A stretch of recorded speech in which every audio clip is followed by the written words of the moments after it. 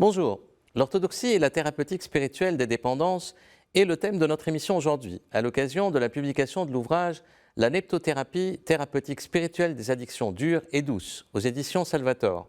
Pour en parler, je reçois son auteur, Jean-Claude Larcher, théologien orthodoxe français, spécialiste de la spiritualité chrétienne orientale qui publie là un ouvrage de grand intérêt et très d'actualité en raison de l'ampleur de l'usage de la drogue dans nos sociétés et des ravages de toutes sortes qu'elle entraîne.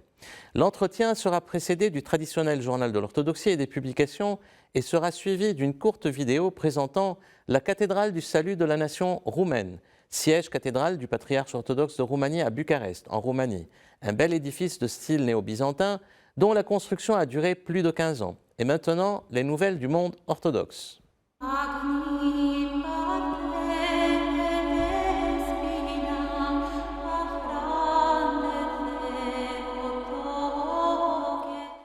Grèce, visite pastorale de 5 jours de Bartholomée Ier, patriarche œcuménique de Constantinople, au nord de la Grèce, à Thessalonique, où il a été accueilli par l'archevêque de la ville, le métropolite Philothéos, qui l'a accompagné dans différents événements, comme ici la commémoration du 150e anniversaire de la fondation de l'influente fraternité Philoptokos. Pendant la visite, le patriarche a inauguré une imposante statue du patriarche Joachim III, le Magnifique, qui fut métropolite de Thessalonique et patriarche de Constantinople. Il a de même présidé un office de prière pour les 3 ans du décès du métropolite Jean Zizoulas, Jean de Pergame, un des plus éminents théologiens du patriarcat œcuménique. À Damas, 13e anniversaire de l'intronisation du patriarche Jean X d'Antioche, qui a reçu une lettre de félicitations et de vœux du patriarche Kirill de Moscou. Damas, toujours, le patriarche Jean X a rendu visite au nonce apostolique en Syrie, le cardinal Mario Zinari, pour son départ après une mission diplomatique qui a duré 17 ans en poste en Syrie. Belgrade, commémoration du 850e anniversaire de la naissance de Saint Sava, présidé dans la crypte de la cathédrale de la capitale serbe par le patriarche Porphyrios, où a été présenté un ouvrage scientifique d'importance, Saint Sava 1175-2025, une publication éminente du musée de l'Église orthodoxe serbe. À Panama, visite du patriarche Théodoros d'Alexandrie à Panama, où il a rencontré le président de la République panaméen. En Roumanie, le patriarche Daniel de Roumanie a présidé à la cathédrale patriarcale de Bucarest l'office de la proclamation générale de la canonisation des 16 saintes femmes roumaines. À Jérusalem, le premier ministre albanais Edi Rama et son épouse ont été reçus au siège du patriarcat de Jérusalem par le patriarche Théophilos III. À Tirana, une visite de l'archevêque Jean de Tirana et de toute l'Albanie aux États-Unis est annoncée sur l'invitation de l'archevêque Elpidophoros, primat de l'archidiocèse grec du patriarcat œcuménique en Amérique. À Tirana, l'archevêque Jean, toujours, a par ailleurs présidé la liturgie commémorant le premier anniversaire annuel du décès de l'archevêque Anastasios, son prédécesseur et père spirituel. En Géorgie, visite émouvante du président de la République de Géorgie, M. Mikhail Kavlashvili, au patriarche Elia de Tbilissi pour son 93e anniversaire. Le patriarche qui continue à être, malgré son grand âge et sa maladie, la personnalité la plus aimée et respectée par les Géorgiens. Pologne, visite du métropolite Saba de Varsovie au président polonais, Karol Nawrocki, à la tête d'une délégation de l'Église orthodoxe de Pologne. À Athènes, vœux du patriarche œcuménique Bartholomée à l'archevêque Jérôme d'Athènes pour le 18e anniversaire de son élection au trône de l'Église de Grèce. Au Mont Athos, la Bulgarie a décidé de faire un don de 1,5 million d'euros destiné à la rénovation de la route reliant le port au monastère orthodoxe bulgare de Zorafou, au Mont Athos. En Crète, double élection de 2 jeunes métropolites pour l'Église de Crète, en la personne du métropolite Titos de Kydonia et du métropolite Joachim de Lambi. Le métropolite Titos a servi comme prêtre et pendant plusieurs années à la métropole grecque de France. À Rome, commémoration du 60e anniversaire de la levée des anathèmes par le métropolite Job de Pisidie, patriarcat œcuménique, coprésident orthodoxe de la Commission mixte internationale pour le dialogue catholique et orthodoxe, et le cardinal Kurt Koch. À Paris, ordination épiscopale à la cathédrale grecque Saint-Stéphane de Monseigneur Ambroise, le nouveau vicaire épiscopal du métropolite Démétrios de France. À Paris, toujours, Élection d'un nouveau président pour l'Institut de théologie orthodoxe Saint-Serge de Paris, en la personne de Christophe Levallois, qui est professeur d'histoire, géographie dans l'enseignement secondaire, cofondateur et rédacteur en chef du site orthodoxie.com et co-organisateur des 3 salons du livre orthodoxe, intervenant depuis 2021 dans la formation orthodoxie et médias de l'Institut Saint-Serge. Il est auteur de plusieurs ouvrages, dont Prendre soin de l'autre, une vision chrétienne de la communication, aux éditions du Cerf en 2012. À Paris toujours, à l'occasion de la semaine de prière pour l'unité des chrétiens, les émissions religieuses de France Télévisions, dont Orthodoxie, se sont associées et unies pour une matinée consacrée aux Arméniens de Marseille. Y a pris part notamment l'historienne Ioanna Mousikoudis, spécialiste de la diaspora grecque, et le père Jean Guette, recteur de l'église orthodoxe Hermogène de Nice. À Paris, toujours, annonce de la tenue, à l'initiative de l'Assemblée des évêques orthodoxes de France, d'une nouvelle journée de rencontre de la jeunesse orthodoxe à la cathédrale grecque orthodoxe Saint-Stéphane à Paris 16e, le 28 février 2026. Publication Les Moines d'Orient, aux éditions Les Belles Lettres d'André-Jean Festugère, ancien helléniste de renom. Un ouvrage excessivement riche et instructif qui réunit les 4 anciens volumes en un seul et unique volume. Un épisode de l'émission La foi prise au mot de mon collègue Régis Burnet a été consacré à ce grand spécialiste de la Grèce en janvier dernier. Nicolas II et Raspoutine, une histoire russe d'Alexandre Jevakov, aux éditions Perrin, un livre qui mérite le détour de la part d'un ancien haut fonctionnaire français spécialiste de la Russie. La gloire d'Antioche, un excellent livre du moine Élisée de l'église grecque-catholique melkite qui revient sur les différentes facettes qui ont fait l'exceptionnel rayonnement d'Antioche la chrétienne, longtemps appelée la ville lumière bien avant Paris. En chemin vers la lumière du métropolite Georges Rode, ancien évêque titulaire du Mont-Liban, texte traduit de l'arabe par Raymond Risque et publié par les éditions Apostolia. Enfin, la sortie du dernier volume numéro 292 pour l'année 2025 de la revue Contact, revue française de l'orthodoxie. Et maintenant, le grand entretien.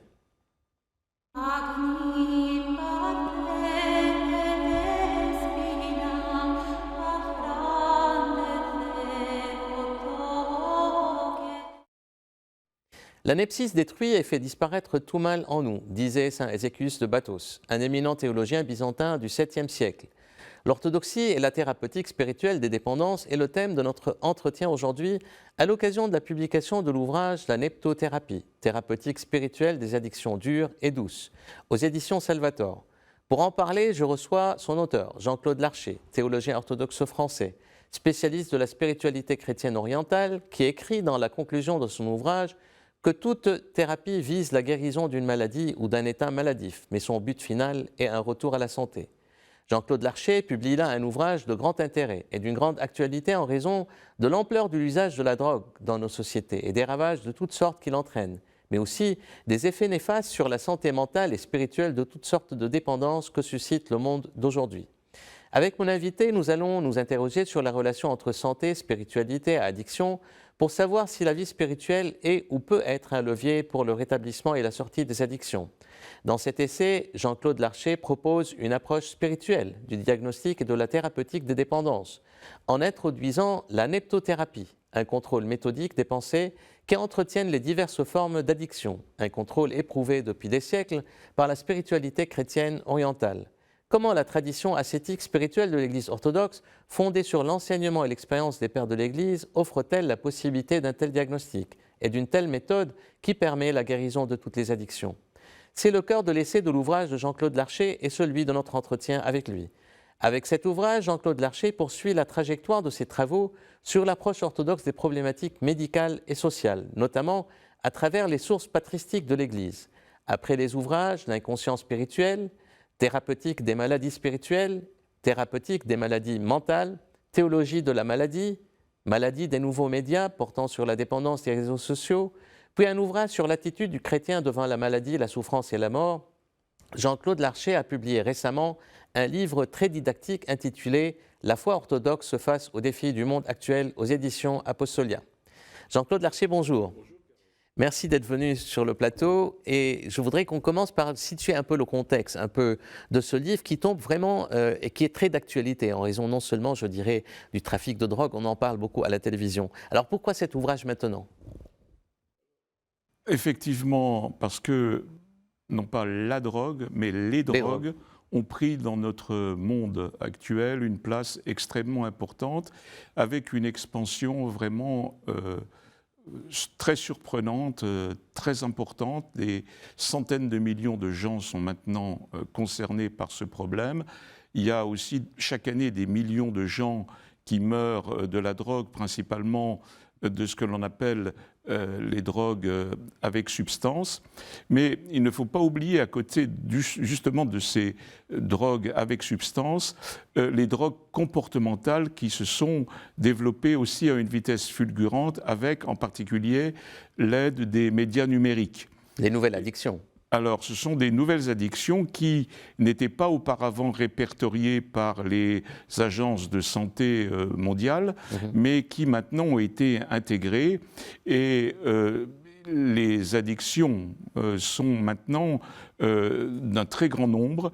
Elles ont toujours existé dans le monde et, depuis la nuit des temps, mais maintenant, on a d'abord une expansion des drogues qu'on peut appeler physiques ou matérielles grâce au progrès de la chimie. On peut créer une multitude de drogues artificielles, mais grâce surtout, comme je le disais, aux médias numériques, on a multiplié des addictions qui existaient auparavant, comme par exemple l'addiction au jeu, l'addiction au sexe ou l'addiction aux achats compulsifs, mais qui ont pris vraiment une expansion considérable avec des progressions d'une année à l'autre de plusieurs centaines de pourcents.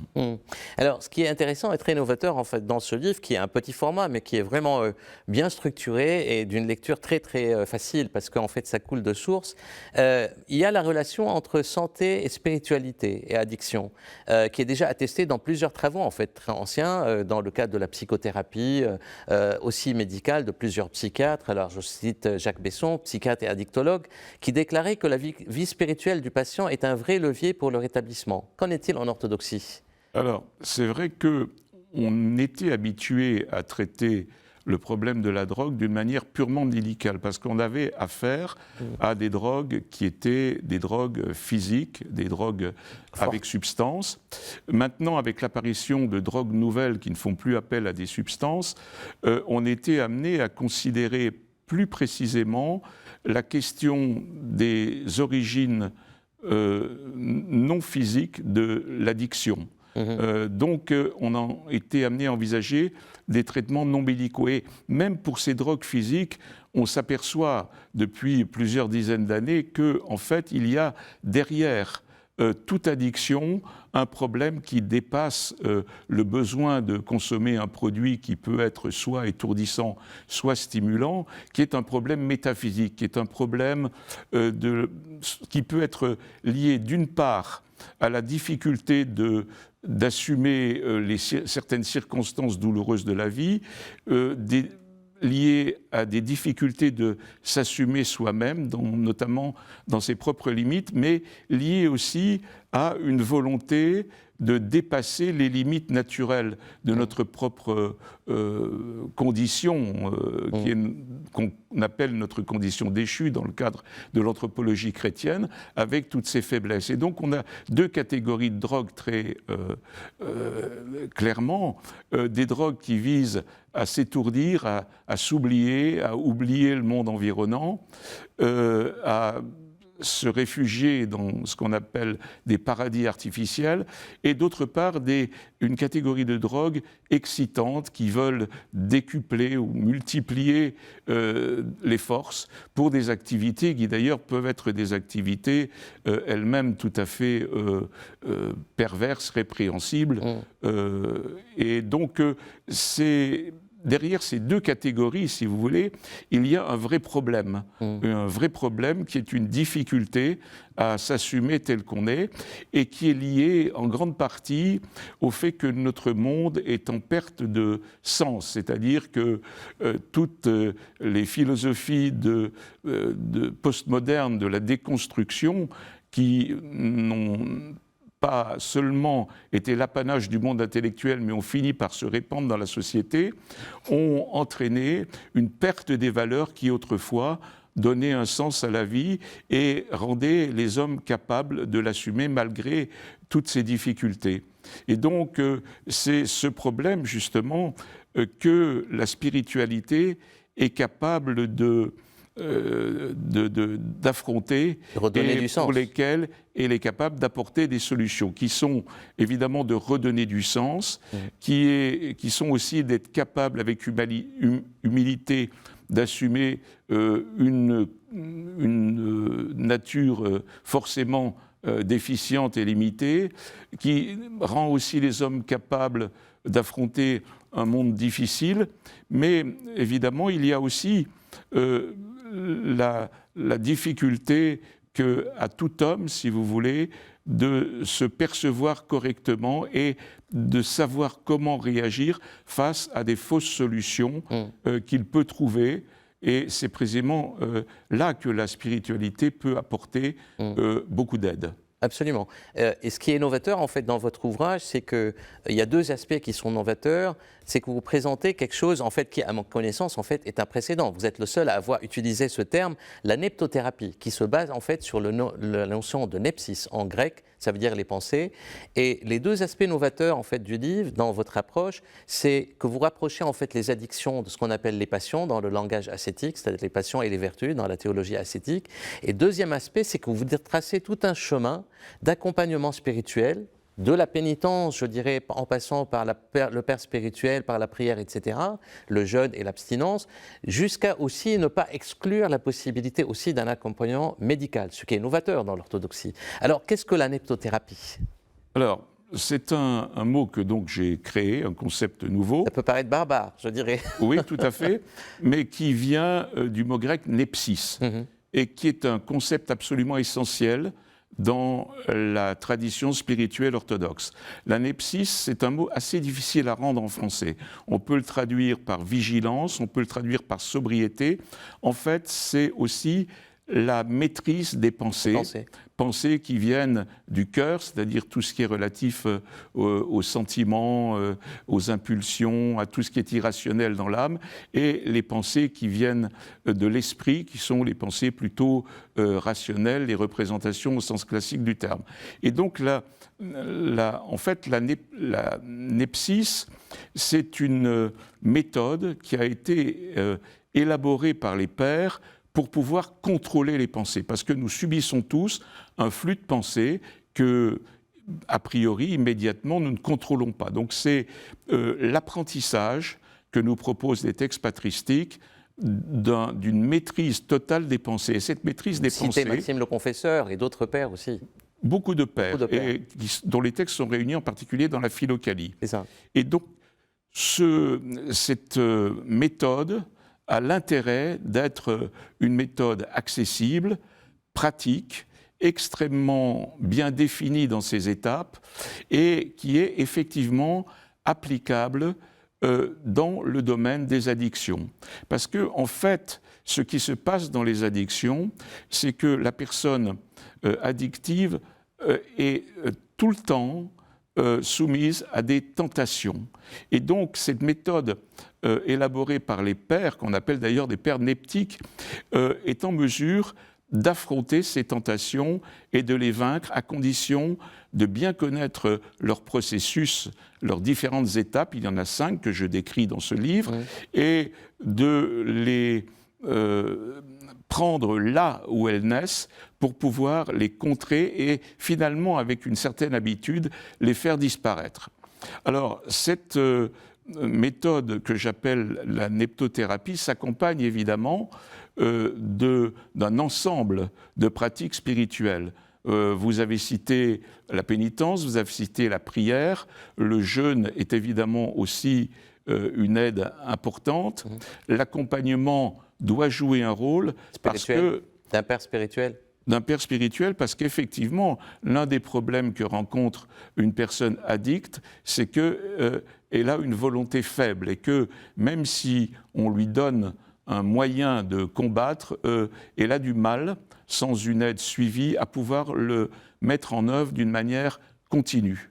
Et donc, si vous voulez, c'est tout un contexte spirituel que je propose, en même temps que cette méthode que j'appelle la noctothérapie, qui est un processus extrêmement précis et méthodique pour se débarrasser avec une certaine pratique et pendant un certain temps de toutes sortes d'addictions, y compris les plus dures, mais comme vous l'avez dit, évidemment, pour certaines addictions à des substances en particulier, il est important qu'il y ait aussi et d'abord un suivi médical, et parce que tout simplement, on sait qu'il y a des phénomènes de sevrage qui posent des problèmes qui peuvent être même très, très graves, provoquer des crises qui ressemblent à des crises d'épilepsie quand une personne est en manque, et le traitement, si vous voulez, d'une personne addicte à des drogues dures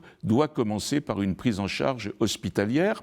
Elle peut se poursuivre aussi, je n'exclus pas, par un suivi psychothérapique, mais je pense que, si vous voulez, ce suivi qui est proposé par les sciences profanes n'est pas suffisant en raison justement de l'implication de problèmes métaphysiques et spirituels sous-jacents, comme on l'a expliqué au début. Et d'ailleurs, c'est ce qui est l'aspect novateur en fait de votre proposition, qui est un essai qui est très intéressant par rapport à des études grecques. C'est que dans d'autres, des théologiens grecs, en fait, ont prévu en fait cette possibilité d'accompagnement spirituel, mais il est limité uniquement à l'accompagnement spirituel, en excluant en fait l'accompagnement médical. Là, vous combinez les deux et c'est une approche. En tout cas, c'est un livre vraiment hyper intéressant à lire à la veille, là, parce qu'on est au seuil, je dirais, du début du Grand Carême, et donc qui explique l'importance de la prière, l'importance du jeûne, l'importance de l'abstinence, etc.